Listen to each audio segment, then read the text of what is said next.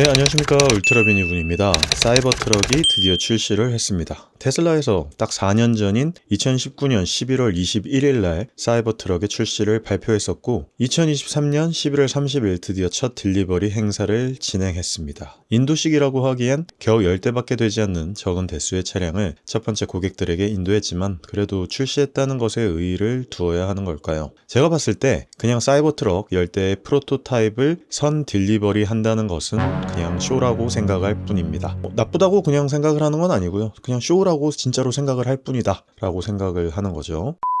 그렇다면 굳이 왜 이런 쇼를 해야 되나? 이런 쇼를 할 필요가 있는가? 테슬라는 지금 그다지 좋은 상황들은 아니죠. 많은 사람들이 이 테슬라의 발전 동력을 잃고 있다고 생각하는 여론을 잠식시켜야 될 필요가 있었죠. 주식은 좀 잠잠해졌고 출시하려고 하는 차량들은 계속 미뤄지고 있고 기존 모델들의 페이스리프트 모델들만 계획하고 있기 때문에 테슬라에서는 S, 3, XY의 차량들과는 다른 별개의 새로운 차량 모델의 출시가 필요했죠. 특히나 미국 시장에서는 절대 놓쳐서는 안 되는 픽업 트럭 시장에서의 진출을 더 이상 늦춰서는 안 됐을 것이라 판단한 것 같습니다. 테슬라 홍보팀에서는 그전엔 잘하지 않던 인플루언서들에게 차량을 내어주고 대대적으로 이렇게 신기한 차량을 만들어냈다고 진짜로 해냈다고 지속적으로 홍보도 합니다. 카와우는 인도식 때도 불렀더라고요. 마키스 브라운리한테도 차를 보내서 사트에 대한 시승과 차량을 살펴보게 한 다음에 호평을 하게 했고요. 이걸 돈을 쥐어줬는지 어쨌는지는 알 수는 없지만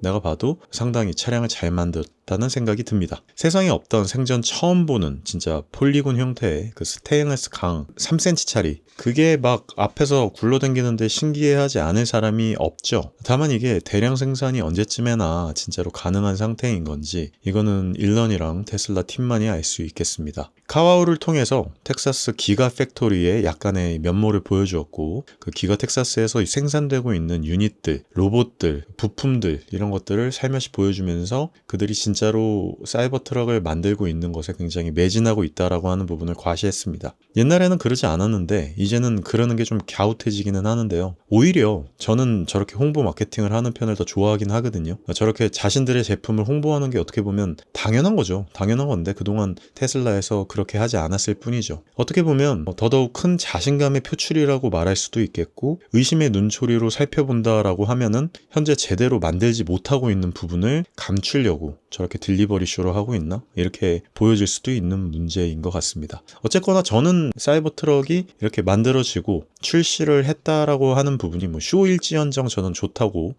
나쁘다고 생각하지는 않는 사람 중에 하나입니다. 저는 이제 이 사이버 트럭을 굉장히 여러 관점에서 좀 살펴보고 싶었어요. 긍정적인 측면이 될 수도 있겠고 부정적인 측면이 될 수도 있겠고 앞으로 테슬라의 이런 방향성 같은 부분에 대해서도 한번 말씀을 드려보고 싶었는데 오늘 한번 여러 관점에서 사이버 트럭을 살펴보도록 하겠습니다.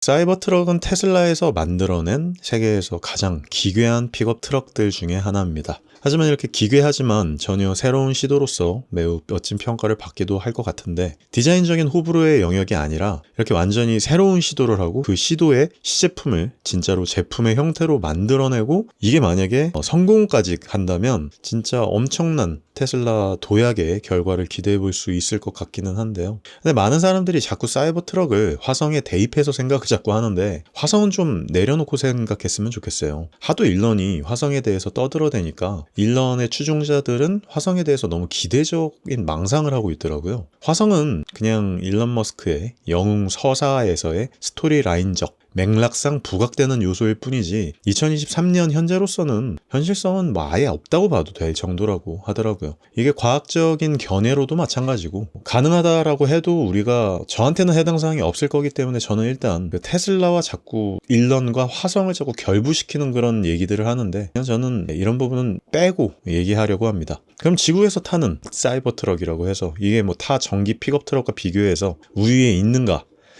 그건 뭐 계속 보면서 한번 따져봐야 될 문제 같아요. 일단 신기한 생김새도 좋고 저는 굉장히 마음에 들거든요. 파워와 트라이 모터를 기본으로 파워풀한 주행도 가능하고 높은 토크, 뭐 주행 능력, 뭐 주파 능력들 이런 것들은 뭐 거의 모든 전기차들이 갖고 있는 특성이기 때문에 패스를 하면 될 것 같고요. 오히려 픽업 트럭이라고 하는 물체에 오토파일럿이라고 하는 소프트웨어 그리고 테슬라의 인포테인먼트 소프트웨어가 붙었다라는 부분이 장점이라고 여겨져야 될 부분 같아요. 모델 X나 모델 S의 픽업 트럭 버전이라고 보는 게 맞을 것 같습니다. 테슬라는 애초에 IoT와 모빌리티의 결합이라고 하는 큰 틀의 기획이 확고하게 장점으로 자리 잡은 자동차 회사고 모든 부분들이 이 기본적인 기획의 틀에서 파생되어지고 있는 자동차들입니다. 그것으로 이렇게 많은 멀티플을 부여받은 것이고 주식도 많이 올랐죠. 초반 예상과는 별개로 이런 기획력을 기존의 레거시 브랜드 회사들이 금방 쫓아오리라고 한 기업들의 얘기들이 있었는데 테슬라를 넘어서기는커녕 지금 헉헉거리면서 겨우 추격도 할 수 있는 형태인가 싶을 정도로 지금 힘겨운 싸움들을 하고 있습니다.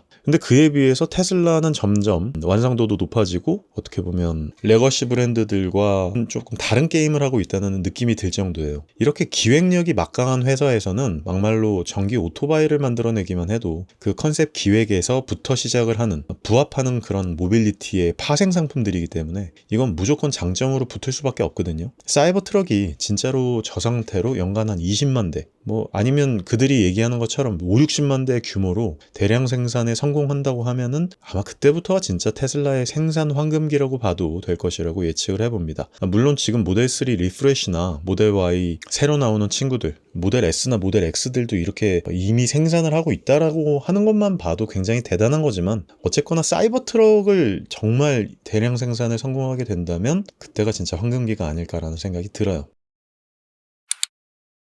사이버 트럭은 생각보다 새로운 기술들이 많이 도입이 됐습니다. 먼저 테슬라에서 처음으로 스티어 바이 와이어 방식으로 차량의 구동축을 제어를 하는 첫 차량이죠. 그것도 내축 앞뒤를 전부 다 제어합니다. 그래서 그 브레이크를 밟아가지고 전원이 들어오지 않은 상태에서는 스티어링 휠을 아무리 막 돌려도 앞에 있는 축이 움직이지 않아요. 근데 스위치를 온을 딱 하고 전원이 딱 들어오면 스티어를 막 움직이면은 앞쪽에 있는 막 뒷바퀴 앞바퀴가 막 움직입니다. 그런 것도 굉장히 신기한데 그걸 실제로 이렇게 시연하는 거 보니까 되게 재미있더라고요. 그리고 기존의 모델 S와 X에 들어갔던 그 10테라플롭스짜리 라이젠 AP를 통해서 엄청나게 빠른 인포테인먼트 시스템도 똑같이 도입하고 있고요. 디자인적인 UI 뭐 이런 부분들은 좀 사이버 트럭 전용으로 따로 들어간 것 같더라고요. 훨씬 멋있다는 느낌도 들었고 그리고 테슬라 차량 최초로 전면 카메라를 도입하여 어라운드 뷰를 만들어낼 수 있는 최소한의 조건을 도입했고 이런 것들도 기대될 부분이고요. 그리고 테슬라 차량뿐만 아니라 업계 최초로 전장 시스템을 48V로 도입했죠. 이 부분 때문에 이제 하네스 라인을 기존에